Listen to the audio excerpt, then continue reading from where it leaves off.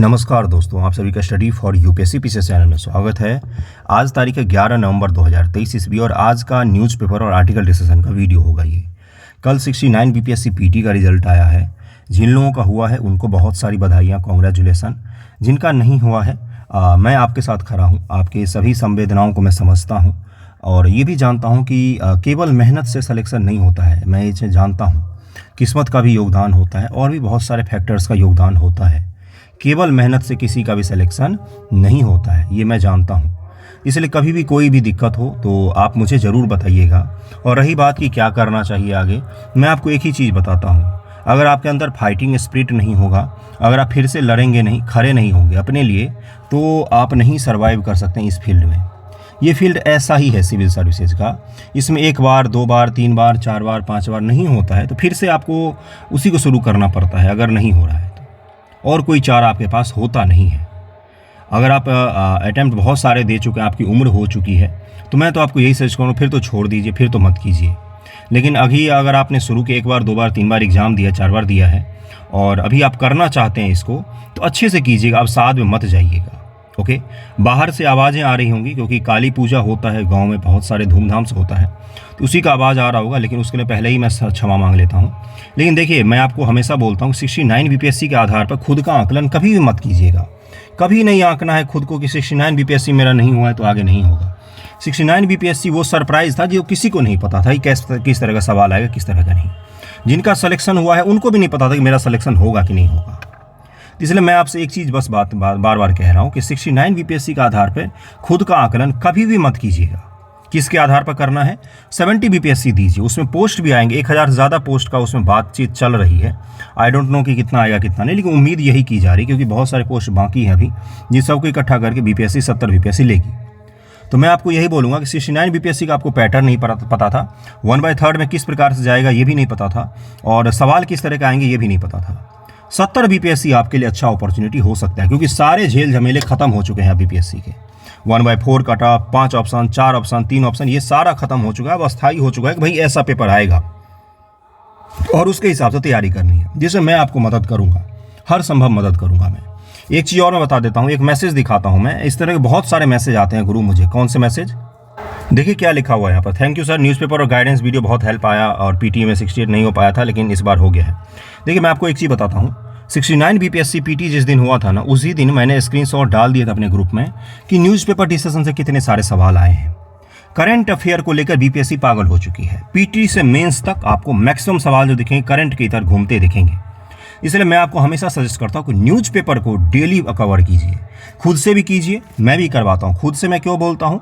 क्योंकि आप जब खुद से करेंगे तो स्पोर्ट वाला हिस्सा कवर करेंगे जो मैं नहीं करवा पाता हूँ। और भी कुछ ऐसे न्यूज़ होते हैं जो आपको जानने चाहिए। कम से कम न्यूज़पेपर पढ़ने की, आर्टिकल पढ़ने की रोज़ हैबिट डालिए अपने अंदर। एक आध आर्टिकल तो मैं रोज़ करवाता हूँ, एक आध आर्टिकल आप खुद से कोशिश किया कीजिए करने की। नए तरीके से तैयारी को शुरू कीजिए। एनसीईआरटी पढ़िए, न्यूज़पेपर आर्टिकल को पढ़िए। नए सिरे से तैयारी को जब शुरू करेंगे ना, एक नए उत्साह के साथ में, तब जाके आपका संभव हो पाएगा सिलेक्शन।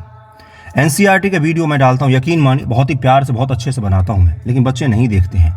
फिर से वो वहीं वन लाइनर पे भागेंगे कि महेश बनमाल पढ़ते, ये पढ़ ले तो पढ़। मत पढ़ो गुरु, एनसीईआरटी पढ़ो पहले, उसके बाद एडवांस बुक पर जाना। एक सीक्वेंस में तैयारी कीजिए। सबसे पहले स्टेप देखिए कि सिलेबस पढ़ना है भाई, दूसरा बुक लिस्ट बना लिया भाई, तीसरा स्ट्रेटजी बना लिया भाई, उसके बाद से पढ़ना होता है। पढ़िए बैठकर, खुद से पढ़िए। कोचिंग के भरोसे मत जाना, बर्बाद करके आपको छोड़ेगी। 60,000 70,000 रुपये भी लेगी और कहीं का नहीं छोड़ेगी, सड़क पर ला के रख देगी।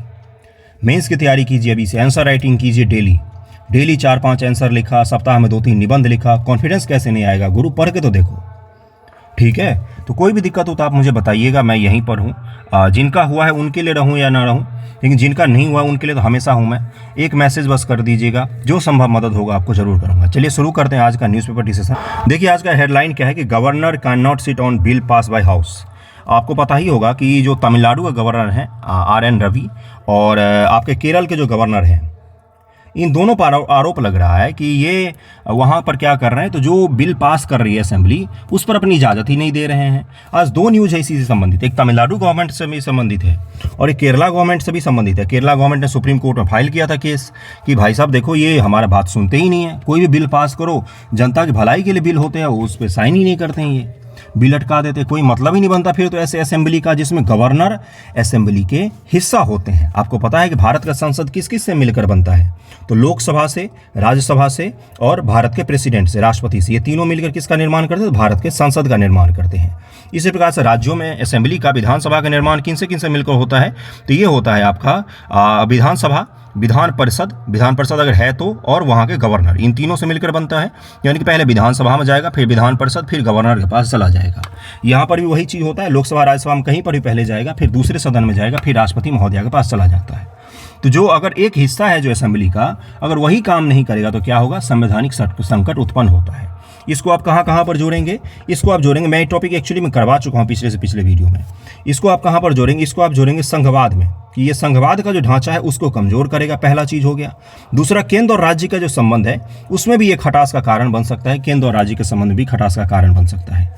तीसरा क्या होगा? तीसरा, आप इसको लोकतंत्र से जोड़ सकते हैं कि लोगों के द्वारा चुनी हुई सरकार के जो फैसले हैं उसको गवर्नर जो है वो बढ़ने नहीं देते हैं। अगला क्या जोड़ सकते हैं कि क्षेत्रीय पार्टी बनाम केंद्रीय पार्टी जो है इसका संघर्ष जो है इससे भी जोड़ सकते हैं। तो ये 4 हिस्से हैं पॉलिटी के, जहां पर जिन अलग अलग हिस्सों से आपको जोड़ना पड़ेगा। केंद्र राज्य का संकट से जोड़ सकते हैं, संघवाद से जोड़ सकते हैं, इससे क्या होगा? संघवाद का ढांचा जो है वो कमजोर होता है। ओके, ये चीज़ समझ में आया होगा। चलिए अगले टॉपिक पर चलते हैं। बाकी राज्यपाल से जुड़े हुए आर्टिकल वगैरह मैं बता चुका हूँ। जो केंद्र राज्य संबंधी कुछ आयोग हैं, जैसे सरकारी आयोग है और राजमन्नार कमेटी है। राजमन्नार कमेटी किसके द्वारा गठित की गई थी? उस दिन में मैंने बोला था कि यूपीपीएससी ने पूछा हुआ है।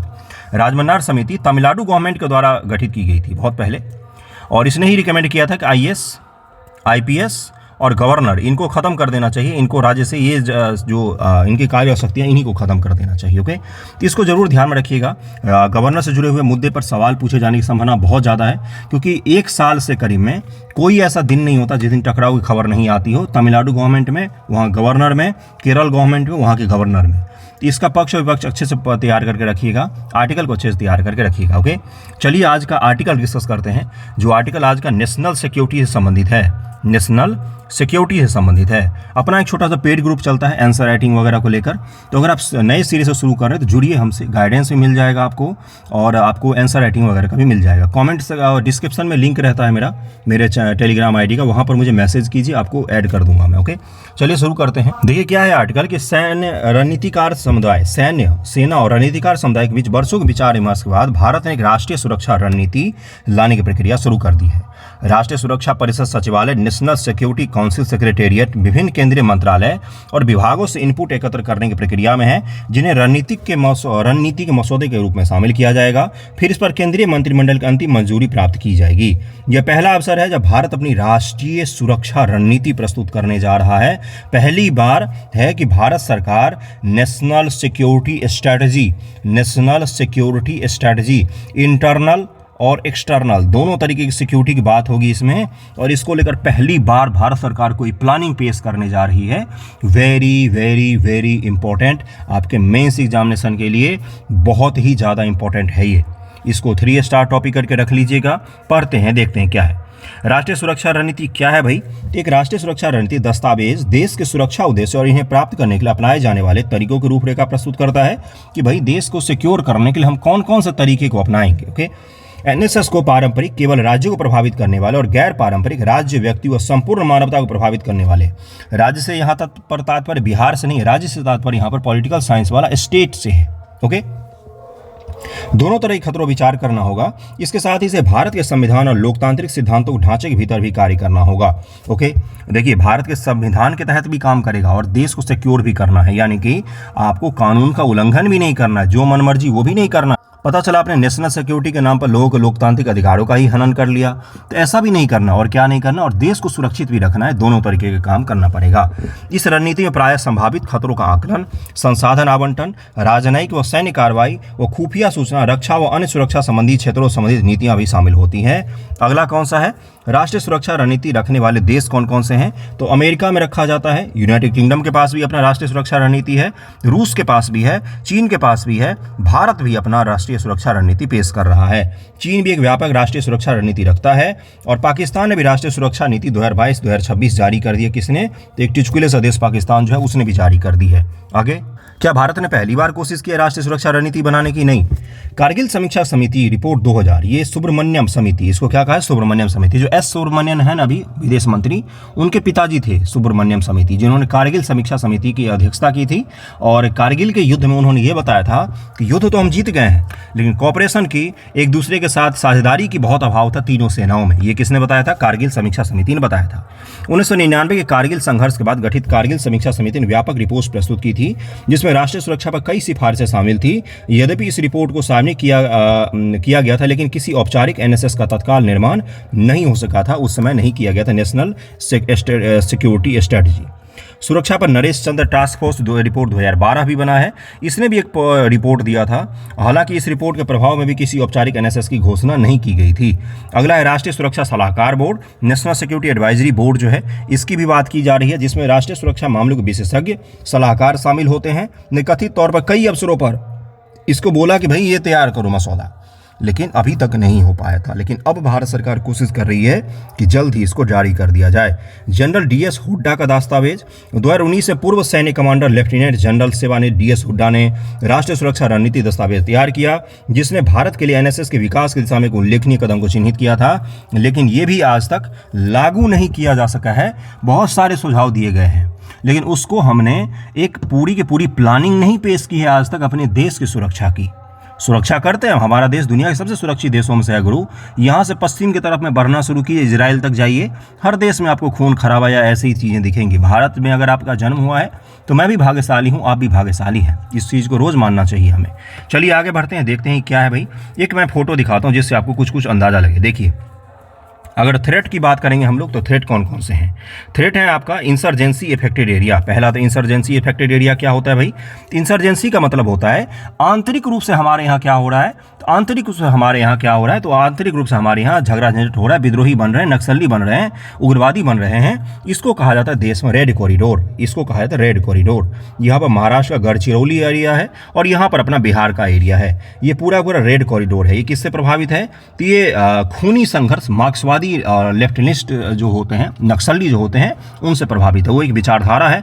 नक्सली को नक्सली कहा जाता है, टेररिस्ट नहीं कहा जाता। इसको ध्यान में जरूर रखिएगा। उसके बाद से ये इलाका जो है ये भी इंसर्जेंसी से प्रभावित है।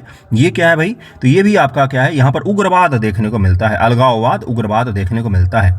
नक्सलवाद जो है ये अलगाववाद नहीं है, लेकिन उग्रवाद जो है ये अलगाववाद है। तो ये आपका इधर नॉर्थ ईस्ट में खतरा हो गया। और मेजर खतरा कौन सा है? तो ये चीन के साथ हमारा सीमा लगता है, जहाँ पर न्यूक्लियर अटैक का खतरा है। पाकिस्तान के साथ भी न्यूक्लियर अटैक का खतरा है। ये आपका मुख्य रूप से यहाँ पर हो गया।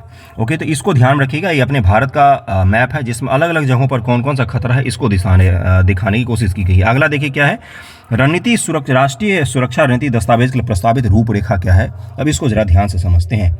राष्ट्रीय सुरक्षा उद्देश्य की एक कार्यशील परिभाषा।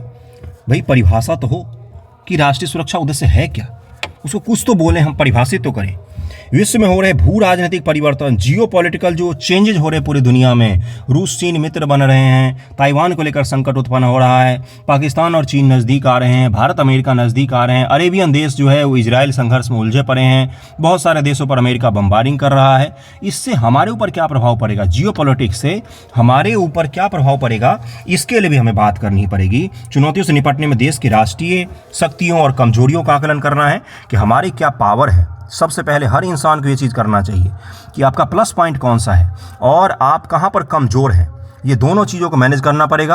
अपनी कमजोरियों को जो आदमी पहचान लेता है वो खुद को पहचान लेता है, तो इसलिए इसको जरूर ध्यान रखिएगा। अगला कौन सा है? चुनौतियों से निपटने के लिए आवश्यक सैन्य, आर्थिक, रणनीति, राजनयिक संसाधनों की पहचान करना कि हमारे पास कौन से सैन्य साधन हैं, हमारे पास आर्थिक साधन कौन से हैं और राजनयिक संसाधन हमारे पास कौन कौन से हैं, जिसको हम भविष्य में यूज करके क्या कर सकते हैं, इन संकट से निपट सकते हैं।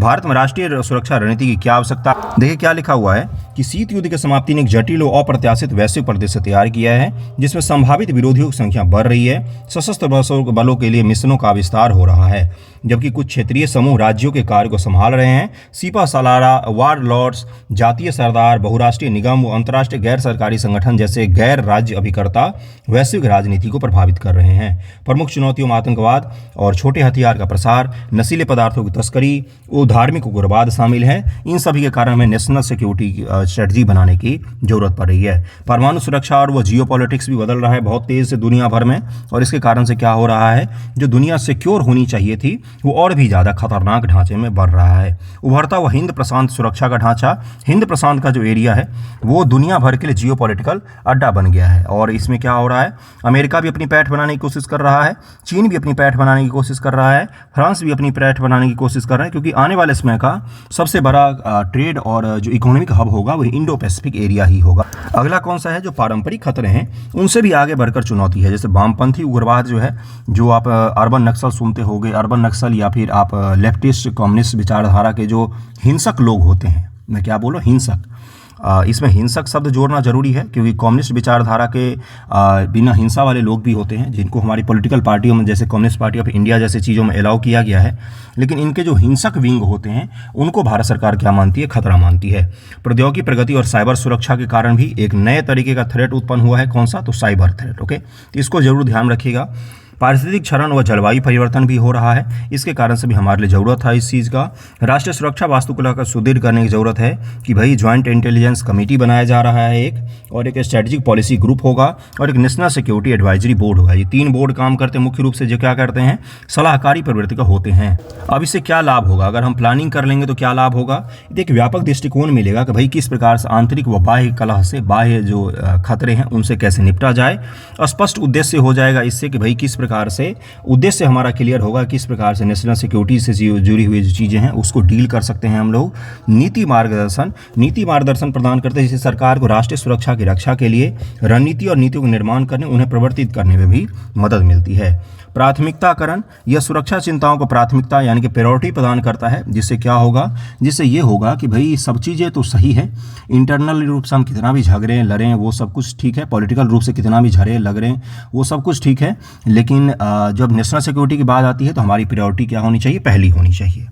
निवारण व निरोध क्या है, एनएसएस राष्ट्रीय सुरक्षा के लिए एक स्पष्ट व सुविचारित दृष्टिकोण प्रदर्शित कर संभावित विरोधियों के निरोध में मदद करता है। संपूर्ण सरकार दृष्टिकोण, इसका मतलब क्या है भाई, सरकारी विभाग एजेंसियों को शामिल करते हुए सुरक्षा संबंधित मामलों में समन्वय व सहयोग सुनिश्चित कर संपूर्ण सरकार दृष्टिकोण को बढ़ावा देता है।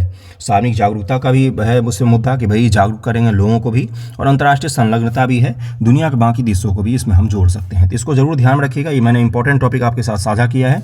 अगले टॉपिक पर चलते हैं। अगला जो न्यूज़ है वो है कि COP28 में भाग लेने के लिए प्रधानमंत्री महोदय जा सकते हैं। COP28 कहाँ पर आयोजित होगा ये आपको पता ही होगा, नहीं पता है तो आप मुझे बताइए। वैसे UAE में आयोजित होगा, ये आपको बता ही देता हूँ मैं। चलिए, UAE में आयोजित होगा COP28, और हर वर्ष COP होता है, लेकिन कभी कभार ही क्या होता है तो आपका प्रधानमंत्री वगैरह के स्तर जो राष्ट्राध्यक्ष होते हैं वो भाग लेते हैं, इसलिए इसको जरूर ध्यान में रखिएगा।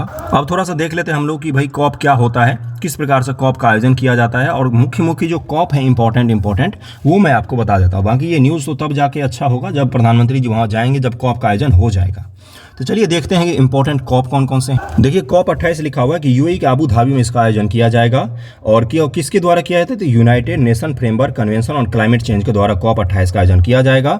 COP26 को 2020 में स्थगित कर दिया गया था। नवंबर 2021 से ब्रिटेन के ग्लासगो में वो हुआ था। अगला कौन सा है, देखिए UNFCCC के बारे में वर्ष 1992 में पर्यावरण और विकास पर संयुक्त राष्ट्र सम्मेलन में संयुक्त राष्ट्र जलवायु परिवर्तन फ्रेमवर्क सम्मेलन पर हस्ताक्षर किए गए, जिसे पृथ्वी शिखर सम्मेलन, रियो शिखर सम्मेलन, रियो सम्मेलन के रूप में जाना जाता है, अर्थ समिट के रूप में जाना जाता है उसको। और ये कब हुआ था, तो 1992 ईस्वी में कहाँ पर हुआ था, तो रियो डी जेनेरियो ब्राजील में ये चीज़ आयोजित हुआ था। भारत उन चुनिंदा देशों में शामिल है जिसने जलवायु परिवर्तन, जैव विविधता और भूमि पर तीनों में रियो सम्मेलन COP की मेजबानी की है। 21 मार्च 1994 से UNFCCC लागू हुआ और 197 देशों द्वारा इसकी पुष्टि भी की गई है। 2015 में पेरिस समझौते की मूल संधि, UNFCCC 1997 क्योटो प्रोटोकॉल की मूल संधि भी है।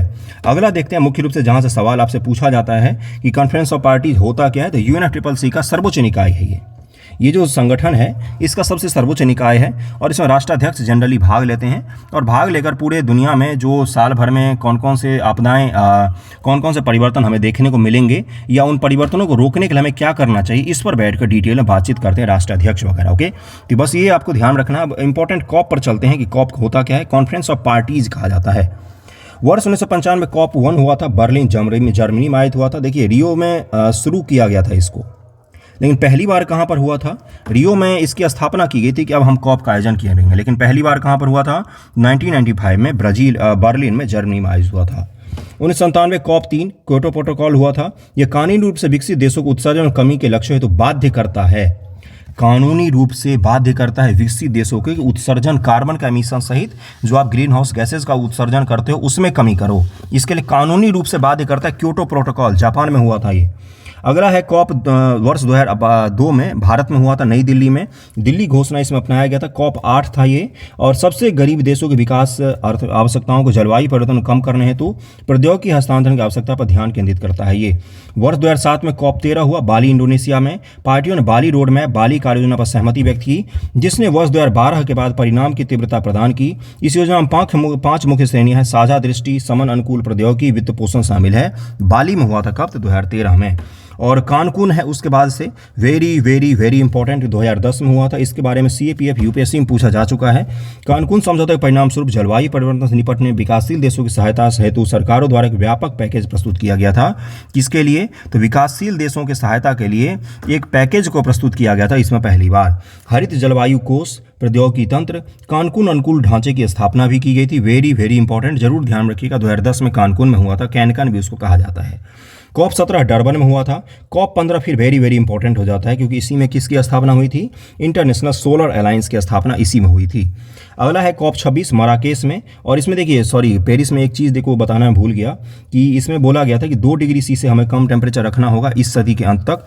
और इसके लिए क्या है कि अमीर देशों को 2020 के बाद सालाना $100 अरब की फंडिंग प्रतिज्ञा बनाए रखने की भी ये की गई थी कि भाई इस डील पर साइन करो सब लोग कि अमीर देश जो हैं वो क्या करेंगे, तो विकासशील और गरीब देशों की $100 अरब की फंडिंग करेंगे। इसको लेकर बहुत झगड़ा झंझट हुआ, लेकिन अंततः उन लोगों को मानना पड़ गया। ओके, फिर मराकेश हुआ था कब? तो 2016 में हुआ है मराकेश के संधि। पेरिस समझौते की नियम पुस्तिका लिखने की दिशा में आगे बढ़ना था, और जलवायु कार्यवाही मराकेश साझेदारी की शुरुआत भी इसी में की गई थी। फिर कॉप 23 कहाँ पर हुआ? तो जर्मनी में हुआ था।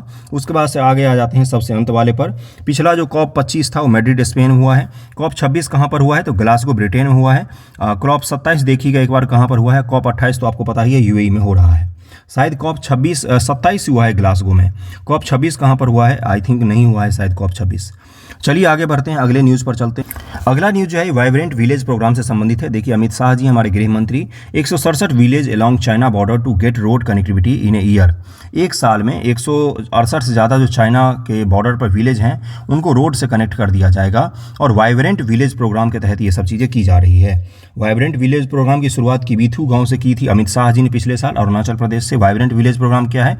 तो अभी मैंने भारत का मैप दिखाया था आपको, उसके उत्तर में चीन के सीमा से लगे जो गाँव हैं उनको जीवित रखना है। गांव से पलायन इतना ज़्यादा ना हो जाए कि वहाँ पर आके चीनी लोग फिर से बस जाएं। चीन की विस्तारवादी नीति यही होती है कि जो खाली गांव देखो उसमें जाके बस जाओ, वो अपना ज़मीन हो गया। तो इसी को रोकने के लिए भारत सरकार क्या कर रही है कि पहला जो लाइन ऑफ सिक्योरिटी होता है वो वहाँ के लोकल लोगों का होता है। तो वहाँ के लोकल लोगों को सभी भी तरह की सुविधाएं, हॉस्पिटल, शिक्षा, एजुकेशन, जॉब, हर तरह के वहीं पर देकर, कनेक्टिविटी देकर वहीं पर उनको रहने के लिए प्रेरित किया जाएगा। आप लोग अपने गाँव में ही रहिए, इससे देश की भी सुरक्षा होती है। तो वाइब्रेंट विलेज प्रोग्राम के बारे में आपको बता देता हूँ, क्योंकि यहाँ से पूछा जाएगा आपसे सवाल। ओके, देखिए क्या लिखा हुआ है कि यह एक केंद्रीय वित्त पोषित कार्यक्रम है जिसकी घोषणा केंद्रीय बजट 2022-23 तक उत्तर में सीमावर्ती गांवों को विकसित करने, ऐसे सीमावर्ती गांवों के निवासियों के जीवन स्तर को बेहतर बनाने के लक्ष्य के साथ की गई है। केंद्रीय बजट 2022-2023 में इसका ऐलान किया गया था। इसमें हिमाचल प्रदेश, देखिएगा ध्यानपूर्वक राज्यों को, आपको यही पूछ देगा कि क्या सभी राज्यों में वाइब्रेंट विलेज प्रोग्राम चलता है? तो नहीं, हिमाचल, उत्तराखंड, अरुणाचल, सिक्किम और लद्दाख शामिल हैं इसमें।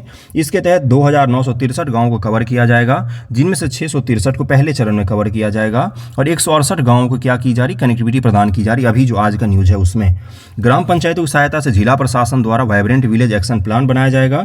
ग्राम पंचायत सहायता करेगी और जिला प्रशासन क्या करेगी? इस पर एक्शन प्लान बनाएगी। यानी कि लोकल गवर्नेंस जो होता है उसका बेहतरीन उदाहरण कौन सा है? तो वाइब्रेंट विलेज प्रोग्राम उसका सबसे बेहतरीन उदाहरण है। वाइब्रेंट विलेज प्रोग्राम के तहत की वजह से सीमा क्षेत्र विकास कार्यक्रम के साथ ओवरलैप की स्थिति उत्पन्न नहीं होगी। एक और अपना कार्यक्रम चल रहा है border area development programme, border area development programme. इसके तहत हम क्या कर रहे हैं? बॉर्डर पर जो गांव है, चाहे वो पाकिस्तान बॉर्डर से संबंधित हो या चीन बॉर्डर से या बांग्लादेश बॉर्डर से, उनको हम डेवलप करने की कोशिश कर रहे हैं। लेकिन वाइब्रेंट विलेज प्रोग्राम जो है ये अलग तरीके का है, ये दोनों ओवरलैप नहीं करेंगे कभी भी। ओके, उद्देश्य क्या है? यह योजना उत्तरी सीमा पर सीमावर्ती गांव के स्थानीय, प्राकृतिक व मानव व अन्य संसाधनों के आधार पर आर्थिक चालकों की पहचान करना, कि वहां पर अगर लोग रहेंगे तो उनको कोई तो कॉमर्शियल एक्टिविटी चाहिए, नौकरी तो चाहिए, तभी तो कोई रहेगा गांव में। गांव में तो अगर बिहार के गांव में आएंगे तो सरकारी नौकरी है या तो बिजनेस है, तभी आप रह सकते, नहीं तो रह ही नहीं सकते। क्यों? कैसे रहोगे गांव में? बताओ क्या खाओगे? तो सीमावर्ती जो गांव है वहाँ पर तो इससे भी ज़्यादा संकट है। तो उनके लिए आर्थिक जो अपॉर्चुनिटी है उसकी पहचान करना, उनको नौकरी मुहैया करवाना, उनको सभी संसाधन वहाँ पर मुहैया करवाना, सामाजिक उद्यमता को बढ़ावा देने, कौशल विकास उद्यमता के माध्यम से युवाओं और महिलाओं के सशक्तिकरण के माध्यम से हब एंड स्पोक मॉडल पर आधारित विकास केंद्र की स्थापना की जाएगी। एक बड़ा डेवलपमेंट सेंटर होगा और छोटे छोटे डेवलपमेंट सेंटर उससे जुड़े होंगे। इसको हब एंड स्कोप कहा जाता है। जैसे साइकिल का स्कोप देखा ना, एक जगह के सारे मिल जाते हैं, उसी प्रकार से एक बड़ा डेवलपमेंट सेंटर होगा और छोटे छोटे गांव उन डेवलपमेंट सेंटर से जुड़े हुए होंगे। स्थानीय संस्कृति, पारंपरिक ज्ञान, विरासत को बढ़ावा देकर पर्यटन क्षमता का लाभ उठाना, यानी कि उस एरिया को जीवित रखना। अगला कौन सा है? समुदाय आधारित संगठन, सहकारी समिति, गैर सरकारी संगठन के माध्यम से एक गांव एक उत्पाद की अवधारणा पर अस्थायी पर्यावरण कृषि व्यवसायों का भी विकास करना है। कहाँ पर? तो वाइब्रेंट विलेज प्रोग्राम के तहत में।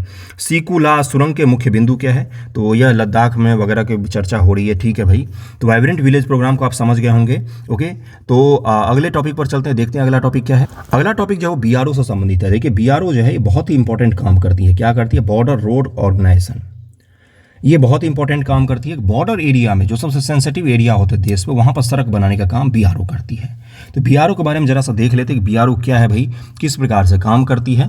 पहला सवाल सही नोट कीजिएगा कि क्या है। बीआरओ की परिकल्पना स्थापना वर्ष 1960 में पंडित जवाहरलाल नेहरू द्वारा देश के उत्तर व उत्तर पूर्वी सीमावर्ती क्षेत्रों में सड़क निर्माण में तेजी से विकास का समन्वय के लिए की गई थी। 1960 में प्रधानमंत्री कौन थे? तो पंडित नेहरू जी थे। उसी समय में इसकी स्थापना की गई थी। तो आपसे ये भी पूछ सकता है कब इसकी स्थापना की गई थी। यह रक्षा मंत्रालय के प्रशासनिक नियंत्रण में है। किसके तहत काम करता है ये? तो रक्षा मंत्रालय के तहत काम करता है। और क्या करता है ये? तो ये हवाई क्षेत्र निर्माण परियोजनाएं, रक्षा कार्य, सुरंग बनाना, बॉर्डर एरिया में जो भी डेवलपमेंट होता है वो सारा के सारे काम कौन करता है? तो यही करता है। ओके, अब तक की कौन कौन सी उपलब्धि है इसकी? तो बीआरओ 6 दशक से अधिक समय भारत की सीमाओं के साथ साथ भूटान, म्यांमार, अफगानिस्तान, तजाकिस्तान सहित मित्र देशों में चुनौतीपूर्वक परिस्थितियों में 61,000 किलोमीटर से अधिक की सड़कों से 9 से अधिक पुलों, 4 सुरंगों, 19 हवाई क्षेत्र का निर्माण किया है। बीआरओ 2022-2023 में 103 बुनियादी ढांचे परियोजनाओं को पूरा किया, जो संगठन द्वारा एक वर्ष में किए गए सबसे अधिक कार्य हैं। इसने पूर्वी लद्दाख में सियोक ब्रिज का निर्माण और अरुणाचल प्रदेश में अलोंग यिंगयोनग रोड पर लोड क्लास 70 का स्टील आर्क सियोम ब्रिज भी शामिल है। यानी कि जो सबसे सेंसिटिव एरिया होते हैं पूरे देश के, चीन बॉर्डर से लेकर पाकिस्तान बॉर्डर तक में सारे निर्माण कार्य कौन करता है? तो बीआरओ करता है। और ये किसके तहत आता है? तो डिफेंस मिनिस्ट्री के तहत आता है। ये भी आपको ध्यान में रखना है क्योंकि यही पूछ लेगा आपसे। तो आज का न्यूज़पेपर डिस्कशन यहीं तक रखते हैं। पॉजिटिव रहिए, थोड़ा सा रिजल्ट ही आया है, कोई ज़िंदगी किसी की बर्बाद नहीं हुई है। कोई भी दिक्कत हो तो आप मुझे मैसेज कीजिएगा और फिर से तैयारी शुरू कीजिए। छठ के बाद से थोड़ा सा फेस्टिवल मना लीजिए, फ्रेश हो जाइए थोड़ा सा। मैं जान रहा हूँ फेस्टिवल मनाना भी कठिन हो जाता है जब रिजल्ट नहीं होता है तो, लेकिन क्या कर सकते हैं गुरु, एक रिजल्ट के कारण कोई जीना थोड़ी नहीं छोड़ देगा। रिजल्ट जीवन का एक छोटा सा हिस्सा है, पूरा जीवन नहीं है। पूरा जीवन रिजल्ट के इतर भी होता है। जिनका सिलेक्शन नहीं होता है वो भी हंसी खुशी जीते हैं। तो इसलिए इन सब चीज़ों को लेकर ज़्यादा उदास नहीं होना है। ठीक है, नहीं हुआ भर में जाए यार, कुछ और कर लेंगे जीवन में। इतना भी क्या है कि इतना भाव देना इसको। ठीक है, कोई भी दिक्कत हो तो मुझे बताइएगा और पढ़िए अच्छे से। शुरुआत कीजिए, बेसिक से शुरू कीजिए। जब भी कहीं किसी पेड़ पर चढ़ने में दिक्कत होती है तो बार बार जब चढ़ते हैं आप स्लिप करके नीचे आ जाते हैं, तो उसके बाद फिर से नए सिरे से ज़मीन से ही शुरू करना पड़ता है। ओके, चलिए ठीक है, थैंक यू सो मच आप सभी का।